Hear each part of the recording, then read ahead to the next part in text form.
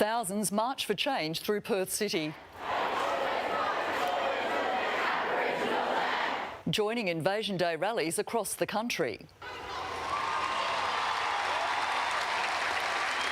Marking an Australia Day we've not seen before. Good afternoon, you're watching 9 News at 5. I'm Monica Koss. Also this hour, the lure of the water on our National Day. From boats to the beach, how West Aussies enjoyed today. Plus, we hear from our Australian of the Year, Grace Tame, her message and why she's being described as an inspiration. Then, new detail on that body in a wheelie bin murder mystery as police comb Glenbrook Dam for clues. Australia Day 2021. It's been a day of contrast. As West Aussies celebrate like we always have, there's a growing sentiment to change the date of our national holiday. And across our country, thousands of people made their voices heard. In Perth, several thousand marching in a call for change. Renee Henry was there. Well, several thousand people are taking part in this march, armed with their voices and armed with their signs. They started in Forest Place and are snaking their way through city streets. The common goal to call for Australia Day, the date to be changed. For these protesters, January 26th is Invasion Day and not a day of celebration. This is a legal event. It's been signed off by council and by police, but there are several officers on the ground, on push bikes, on horses, keeping a watchful eye. As far as COVID safety goes, there hasn't been much social or physical distancing. I have seen a fair few people in masks, though. I've heard several stories of intergenerational trauma and pain among these people. And people here are telling me that now in its fourth year, this event is attracting more and more young people and more non-Indigenous people. And now I'm going to have a chat to one of these protesters. Georgia, you join me now. Tell me, why are you taking part in this rally? I just don't really believe in celebrating a day that represents genocide.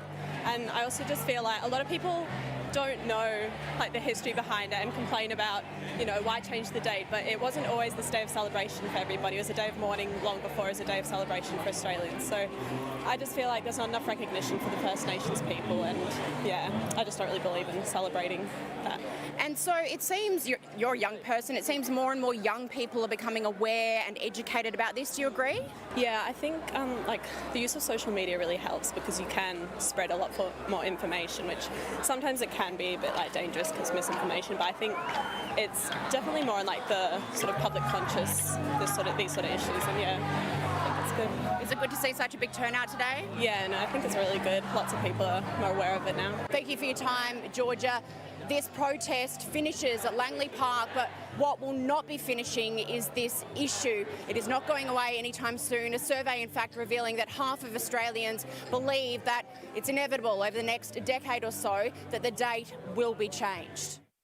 Renee Henry there with more at 6 p.m. Similar scenes across the rest of Australia as thousands unite for rolling Invasion Day protests. In Sydney, more than 3,000 people turned up as the push to change the date gains momentum. Our black voices are starting to resonate. If your icons like Cricket Australia can refuse to, celebrate Australia Day, then I tell you what, these walls are going to start crumbling down. A small group of protesters ignoring police warnings, arrested and hit with either assault or hinder charges or fines for breaching health orders. Meantime, in Melbourne, a lone right-wing antagoniser sparked trouble, surrounded by demonstrators, then hauled from the crowd. Organisers pleading with those in attendance to follow COVID rules, groups of 100 people needing to stand at least 10 metres apart. Their message loud and clear.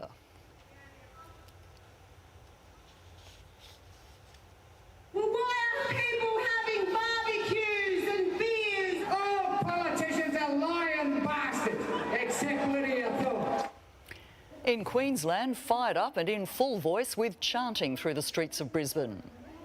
Always was, always will be Aboriginal land. We have survived. Australia today certainly seeing a day of action as it seems the tide's beginning to turn against our National Day. For the thousands of Australians who chose to protest this day, just as many flocked to our beaches and rivers for the annual celebration of all things Aussie. Jacqueline Robson, there's probably nothing that says I'm Australian more than a barbecue, and you're at a big one. Mon, if only you could smell through the television right now. We're on Hay Street, which has been closed down for this event. The Big Aussie Barbecue, a display of our vast and varying cultures. You're looking at the Indonesian stand right now, cooking satay sticks. And in the background, you might be able to see we've got a Jamaican barbecue and also a South American barbecue. And this classic Aussie tradition also extended to the banks of the Swan. Today, Matilda Bay was absolutely packed. A perfect summer's day, also drawing large crowds to the beach. Cottesloe was bustling. Kayakers, boaties and swimmers all taking to the water on a cool 25-degree day. At Burswood, the Madagarrett Bridge climb was officially opened, booked out on day one. 6 groups enjoying the spectacular views of Perth. That's running till 8 tonight. The bridge also to be lit green and gold. At Langley Park, there were thrills and spills in a theme park style celebration. Just 10,000 people were allowed to gather there. That's in stark contrast to what we saw last year, 250,000 people for the Skyworks. But of course, that's not happening this year. But even still, people were out enjoying the day. Take a listen. Today, just relax and enjoy what it means to be Australian. It's gorgeous. It's an absolute cracker of a day. Perfect temperature, absolutely beautiful. So we're better to spend your Australia Day on the beach. Family, friends, kids, whoever else wants to join. It's an open party, right? We always used to come down here every year as kids to the Sky Show, and we just thought we'd keep that tradition going. Now, the Premier was out at a citizenship ceremony in Stirling, but he also spoke about the date debate on January 26. Take a listen. It's a discussion we will continue to have, but I don't think there is a consensus around it. This is the day. I don't think it needs to be changed at this point in time. And Mon, there's a lot more going on tonight. We'll bring you the latest tonight at 6 o'clock. Have fun, Jacqueline. Thank you. And this is what Mandra's Estuary looked like this afternoon. Plenty of boaties out on the water celebrating the public holiday. These pictures taken from our news helicopter, a shining example of what makes our state so great. Sunshine, beautiful waterways and a largely COVID-free existence. It's a big part of this day, Australian citizenship, with ceremonies taking place at local governments across the city. Today, hundreds of people from around the world took the oath to become true blue. The Ella family, originally from the UK, among those at the Joondalup ceremony, proud to officially call Australia home. We found everyone here so welcoming and friendly, and it's just an honour to be part of that. We now feel like we belong completely. I mean, as I said earlier, everyone's made us feel welcome, and now we feel like we belong to that welcome. 67 people at the City of Joondalup ceremony alone, now officially Australians. If we weren't in the water, many were on it this Australia Day, and it wasn't just avid boaties out and about. Volunteers from one of WA's biggest marine rescue groups giving up their public holiday to keep us safe. Michael Stamper's live for us this afternoon on board a Whitford's marine rescue vessel off Hillary's. Stampy, you've been out all day. What have you seen?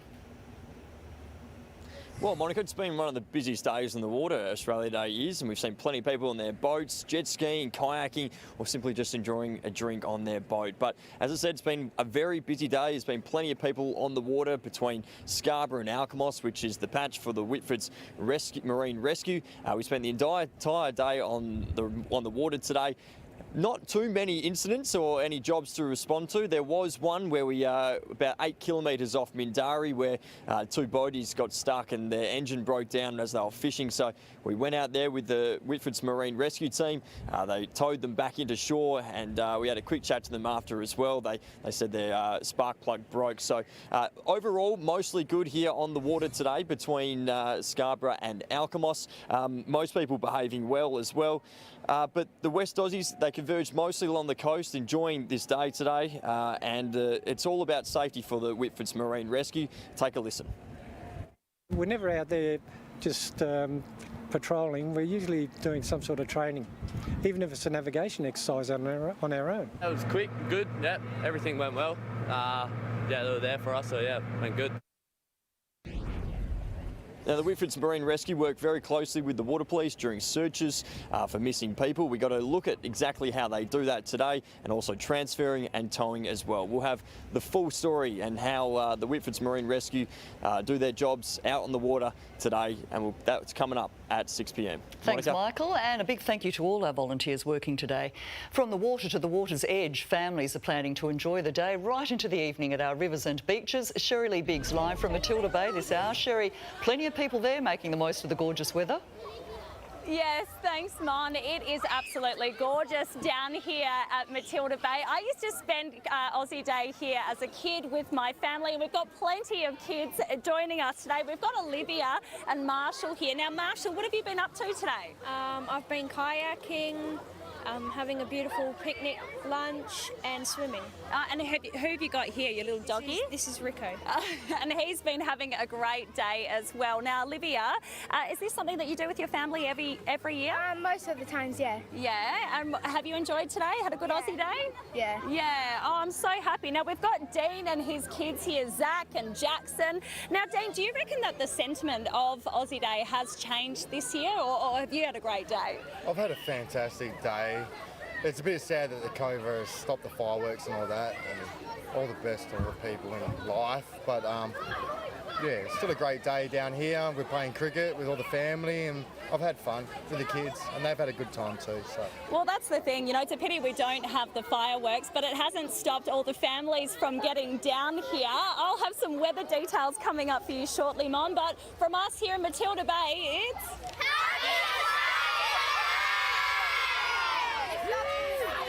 You've drawn quite the crowd there, Sherry. Thank you very much. Coming back to you later.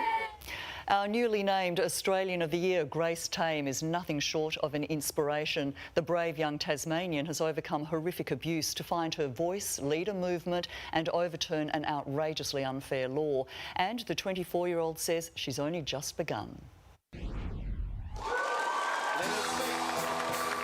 Turning pain into power. I remember him saying, "Don't tell anybody." I remember him saying, "Don't make a sound."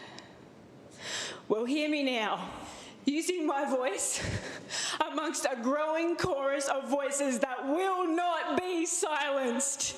Let's make some noise, Australia! As a teenager, Grace Tame was raped by her maths teacher. I was 15, anorexic.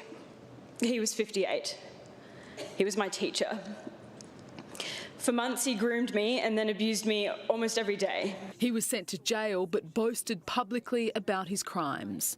She was denied the right to speak about her experience publicly thanks to outdated laws.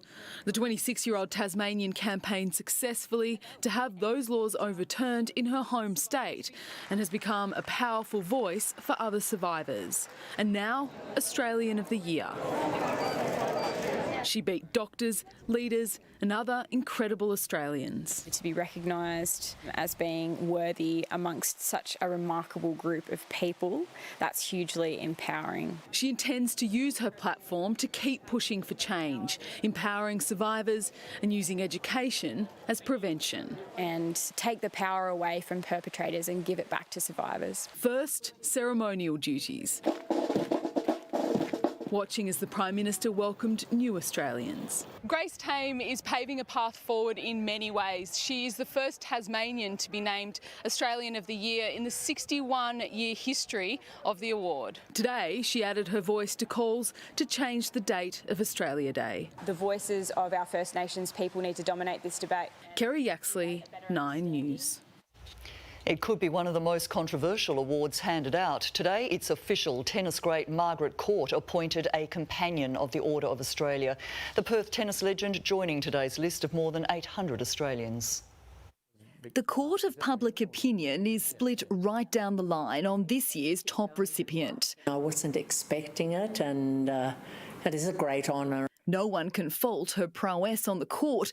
24 Grand Slam singles titles under her belt. One of only 3 players in history to have won every Grand Slam title. But it's her views on same-sex relationships which have made more headlines of late than her tennis record. I've always been like that and will always be like that, so it's not going to affect me. Also appointed a Companion of the Order at the other end of the spectrum, the man who, as Prime Minister, oversaw the legalisation of same-sex marriage.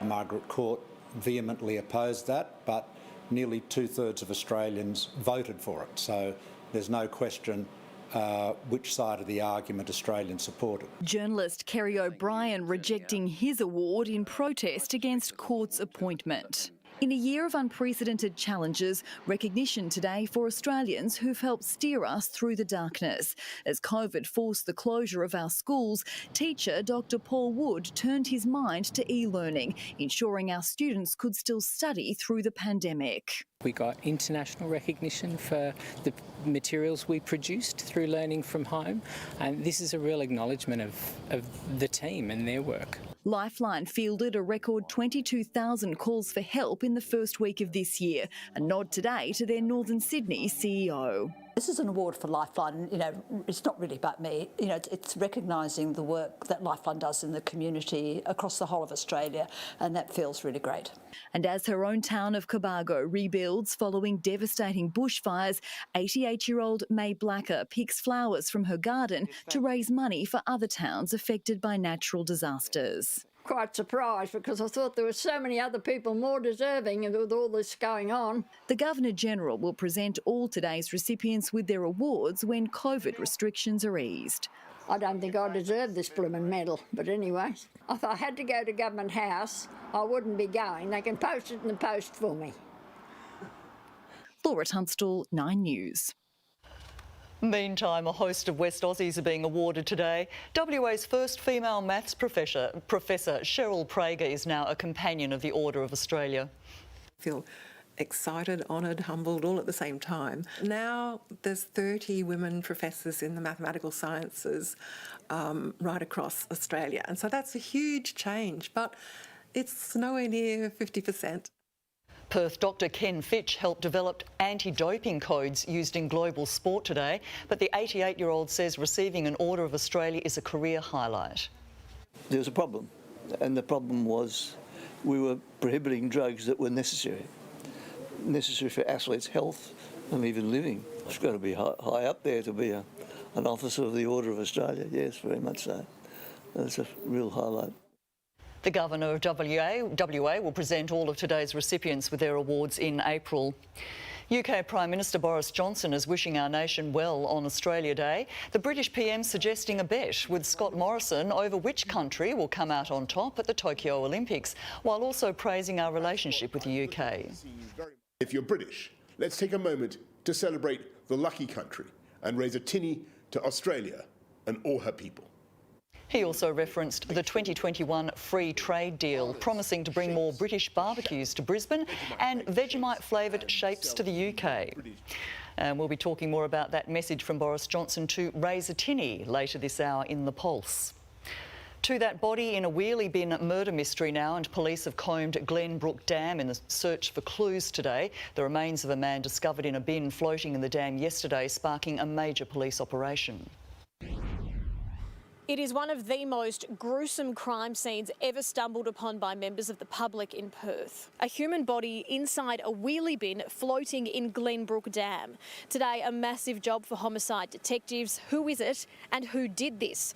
Well, we understand police have identified the man. They're now in the process of notifying his family. Human remains in a bin at a picnic site in a dam is highly unusual. A massive grid search of the area today aiming to turn up clues that might lead to the killer.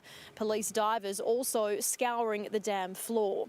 The group of people who made the grim discovery were here in the National Park for a picnic around midday yesterday when they noticed an awful smell. That's when they spotted the bin and part of a human body protruding from the pink plastic it was wrapped in. They immediately called police and are now being offered counselling. I'll have everything we know about the body at 6. Time for some sport now with Matthew Pavlich. Pav, the Scorchers are in danger of missing some home qualifying finals. Yes, they had a bit of a setback today, Mon, with the narrow loss to the Brisbane Heat, but they do remain in the top two with a double chance. Chasing 182, the Scorchers fell 7 runs short, minus Lardbashane taking 3 big wickets. A late cameo from Mitch Marsh, not enough. Still waiting on where the final will be held, whether it be Sixers or us host it, but yeah, we'll just sort of sit and wait, see how that unfolds, and go Stars.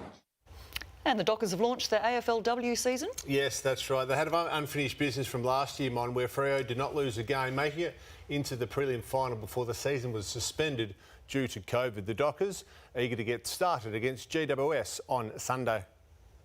Let's take this year by the scruff of the neck and stamp our mark on this game once and for all. We want to make sure that everyone knows who the Fremantle Duckers are and that we have unfinished business. And Alex de Minaur has opened up about the pain of missing last year's Australian Open through injury. Our number one Aussie male revealing it's driving him as he prepares to return to Melbourne Park. Didn't really even watch what happened when I was back home, so I just had to turn off. Just adds a bit of fuel, a bit of fire in the bellies.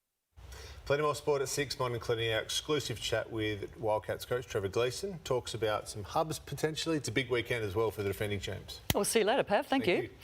We have got some shock pictures to show you next. The accident that sent a ute plunging off a cliff. A new generation moves into the White House. And later this hour, how an accidental discovery could turn into a lifeline for asthma sufferers.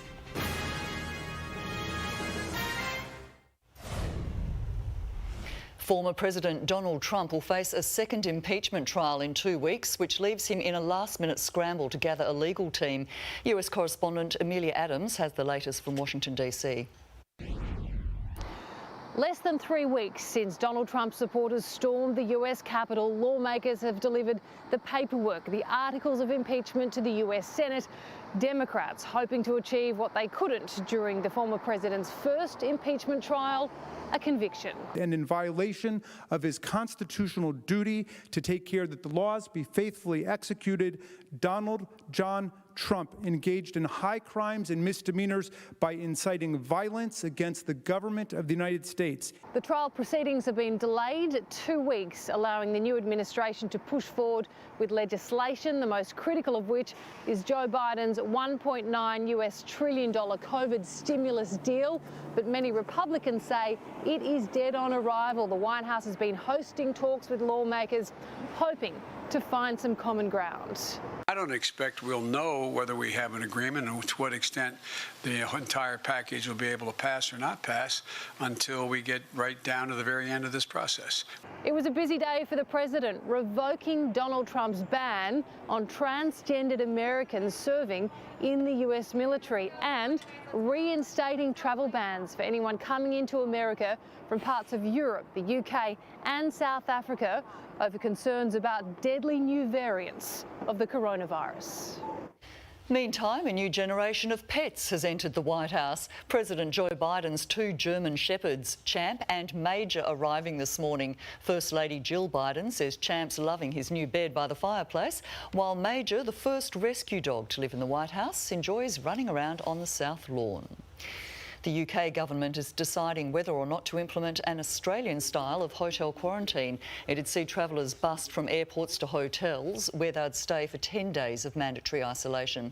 It comes as Moderna, one of the vaccines approved by the UK, revealed its jab should protect against both the UK and South African variants. China's president is warning world leaders against starting a new Cold War. The leader calling for an open world economy, urging nations to remove trade barriers and protectionist policies. It comes after a group of Chinese military aircraft entered airspace close to Taiwan, something the US is labelling as attempts to intimidate. And while it's unclear why this ute suddenly swerved into an oncoming car in snowy Utah, what isn't unclear is that it then plunged straight off a cliff. While the car stopped on the embankment, the ute barrelled into an icy creek, a woman inside needing to be cut free. Michael Thompson has 9 News at 6 this Australia Day. Michael, you have exclusive details on the body discovered in a Perth Hills dam. Mon, such a grim discovery yesterday. Yes, the body in the wheelie bin. Jerry Damasio, Chief Crime Reporter, has some new information on the identity of the 51-year-old and perhaps some of the movements in the lead-up to his disappearance. You can see there the pictures. The forensic team and a big group of police were doing a grid search of every centimetre around where the body was discovered. The latest coming up at 6, Mon.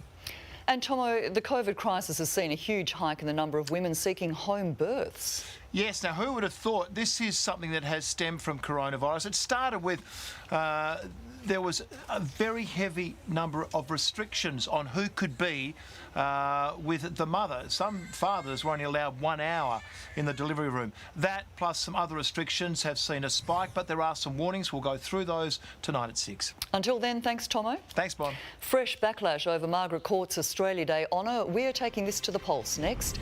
A shock new statistic on Aussie drinking. We spend 31 days a year drunk and loaded into an ambulance after a goat attack. We're not kidding.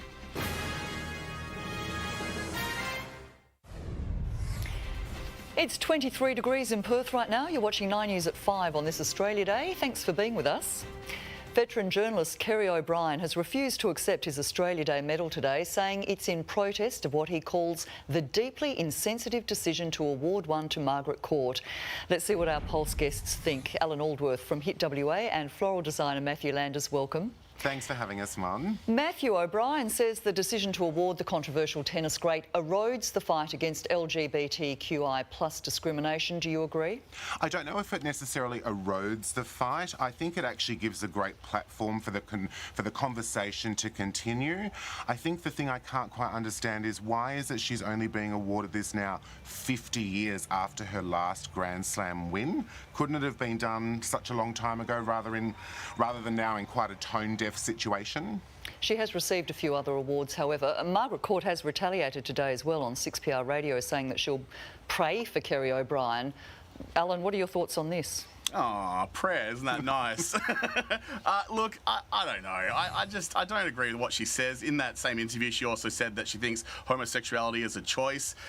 I think she needs to lighten up. Come with me to Broome at the Mardi Gras end of February. We'll have a great time. Maybe we can change her mind. I don't know. Yeah. Thank you for your input there. On a day where many Aussies celebrate with a cold beer, a global survey reveals that we are the world's third biggest drunks after Scotland and England. And it comes as British PM Boris Johnson raises a tinny to us in his Australia Day message. Now, Alan, what does this say about our national identity? Well, yeah, it's not great, is it? I thought we'd be first. A bit disappointed. No, of course, not really a great look. You can't blame us. We have so many great beers here. Little Creatures Pale Ale, Shelter Brewing Co. and Busso just opened up a brewery. Too many to choose from. We can't help ourselves. But how does it paint us? Well, not well, is it? Matthew, a recent poll found that Aussies get drunk about 31 times a year. What do you think of suggestions that we have guidelines advising us how to get drunk safely rather than how not to get drunk at all? I think we need to look sort of at Nordic countries that have successfully activated this in the past as well. I feel like here in Australia sometimes it's like, here's a packet of cigarettes, or don't smoke, it'll kill you. It's like, can we just broaden the education that alcohol can also have long-term impacts to not just yourself but everyone around you? It's just educate, you know, make it safe for everyone. And lastly today, a man in New South Wales has been rushed to hospital after being attacked by a goat. Matthew, if the goat attack didn't kill you, the shame certainly might. You know what really gets on my goat, Mon, is the fact that this always happens when we're in a wildlife area. It's like the goat lives here. Stay away from the goats. Don't approach the goat. You will get hurt. Alan, in this case, the man was attacked while he was bushwalking. I reckon there'd be a few people prepared for snakes, but goats, goat attacks? It has a bell around its neck. How do you not hear it coming? Ding-a-ling-a-ling, ding-a-ling-a-ling. Like, come on. Have you ever had an encounter with a feral animal? Not really. I don't need one. I've got a cat that's very temperamental. It comes around, it stalks me at night. It's a horrible thing. So, no, I don't need a feral animal. The cat's doing just fine, Winston. I hate you. All jokes aside, Matthew, did you know that goats were so aggressive? Did you know I had never seen a goat in the wild until I went to Coral Bay earlier this year, and we were driving in the Australian outback and there was goats sitting on top of like little ant dune things, and I was like, where did the goats come from? I didn't even know we had them. Well, we do. Matthew and Alan, thank you very much. Been good to have you with us on this Holiday Tuesday. Thank you. Thanks. What it really means when you're told you're overqualified for a job and what you can do about it, that's ahead. A 13-year-long legal battle takes its final hurdle as a school principal's extradited to face child sex abuse allegations. And later this hour, see more of this spectacular water show.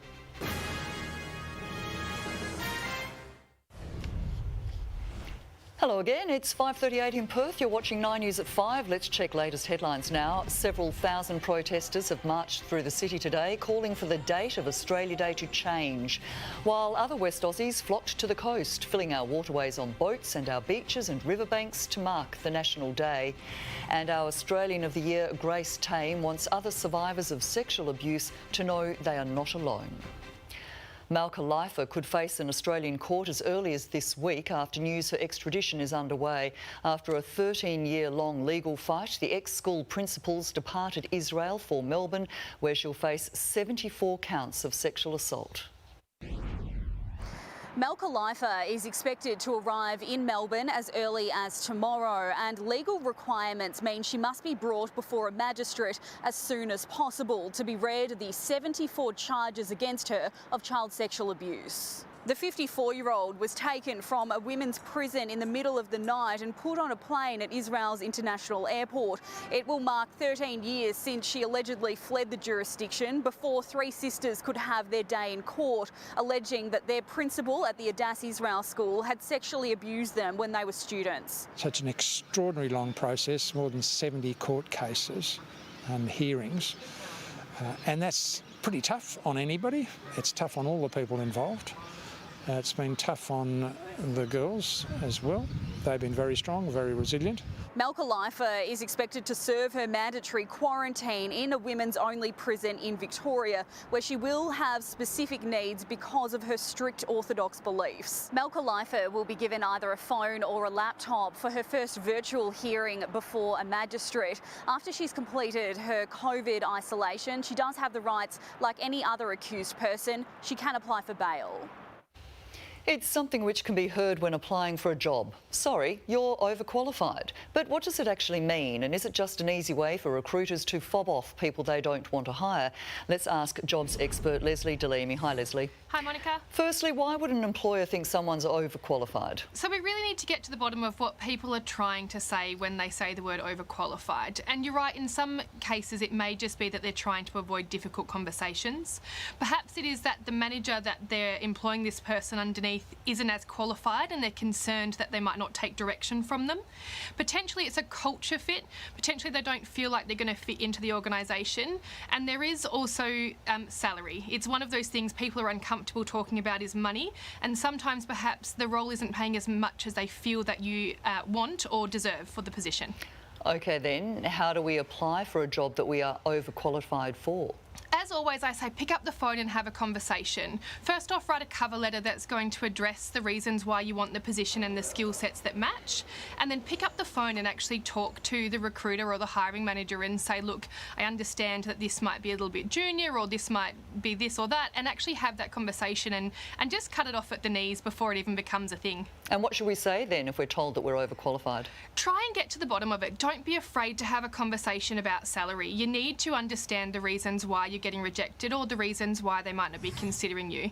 And if you can say to someone, look, I know that this role's only paying 80,000 and generally I would take 100, but these are the reasons why I'm willing to work in this position, then you're in a better place to actually secure that position long term. Because it shouldn't really be a bad thing to be considered overqualified. No, personally I like to hire people smarter and better than me. It makes my job easier, and I think if people have that opinion that they need people from different walks of life with different backgrounds and different opinions, then the business as a whole is going to have a better grasp on the society as a whole and not just pinpointed into one separate area of the population. For recruiters, why should they hire someone they may consider overqualified? For that reason, you need to broaden the knowledge and the opinions of people that are in your organisation, because that's how you're going to impact change. If you just hire one certain demographic or skill set or pay category, then you're going to be very narrow-minded in your approach of business and the world. So you need to actually open that up and be open to different people of different generations and different backgrounds. Well, shouldn't a manager just hire the best people that they can afford? Oh, they should, yes. And that's why you need to have the salary conversation, because you might be discounting someone because you think they have 10 years more experience than you're looking for or able to pay, and they might be willing to take that pay cut, or you can have more work flexibility. Maybe get them to work 4 days a week for the same amount of money and you're capturing that skill set. Leslie, enjoy the remainder of your holiday Tuesday. You too, thank you. We've got new advice for you next. If you get prescriptions from your doctor, how the system is getting an overhaul, a daring rescue at Albany's notorious Gap, and later, how to keep your pets happy at home.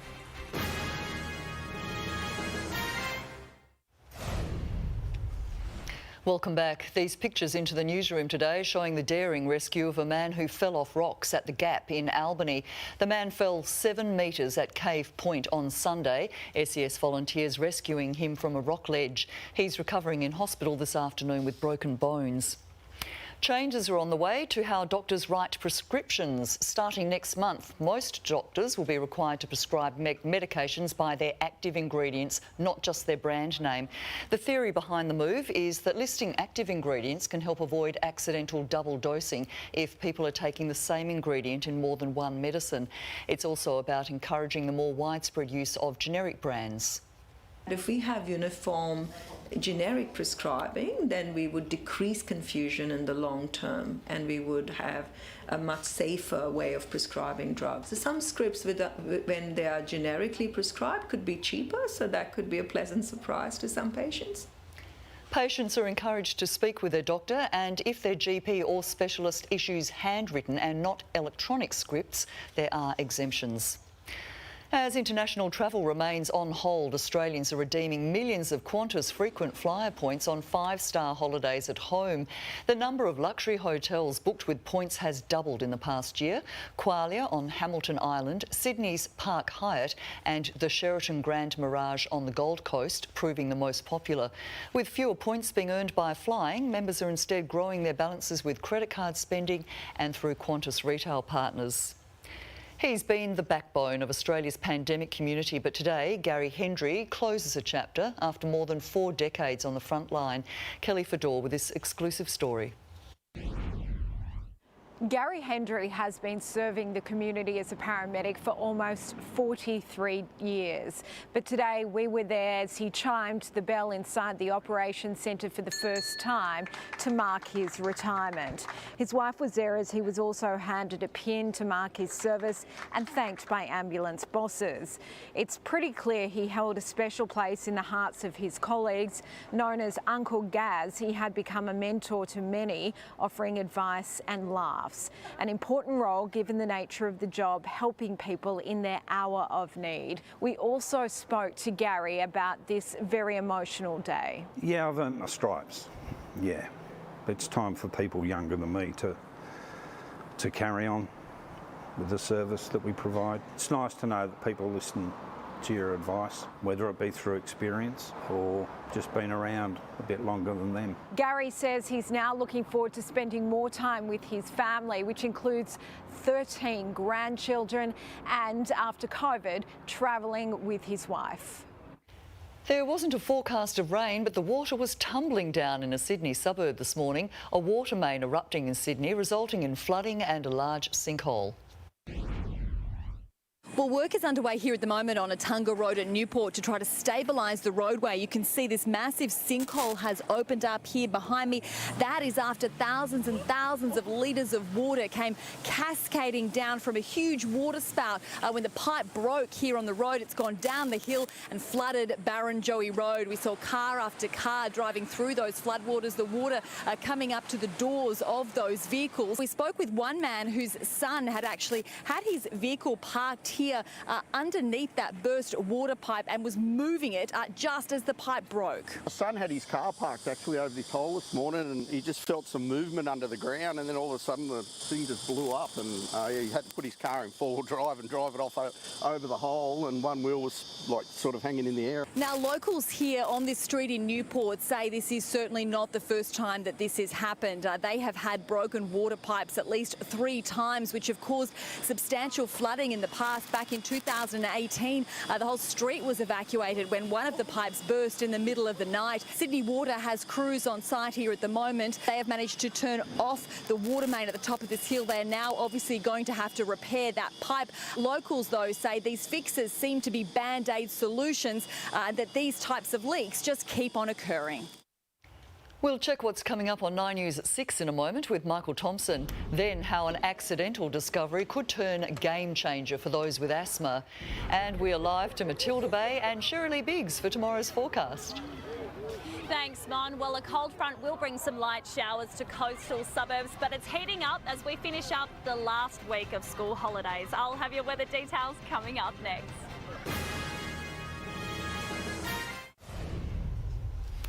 You're watching 9 News at 5. Michael Thompson joins us at the desk now for a look at what's in the news at 6. Thanks, Monica. Tonight on 9 News, exclusive revelations on the identity of a man whose body was discovered in a bin in a Perth dam, plus details on the police hunt for his killer.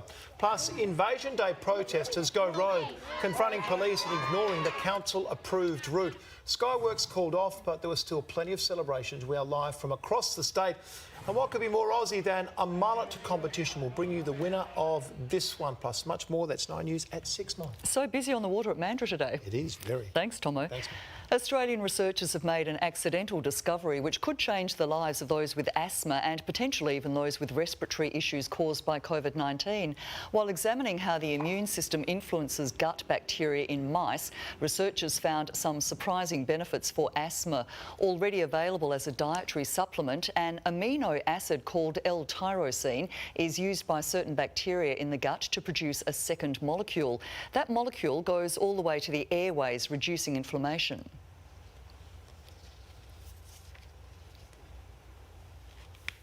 So we'll develop that as a small molecule which might be prescribed in the future by a doctor for people with severe asthma. This is one of the most exciting things we've found so far. The next step is trying out this research on humans.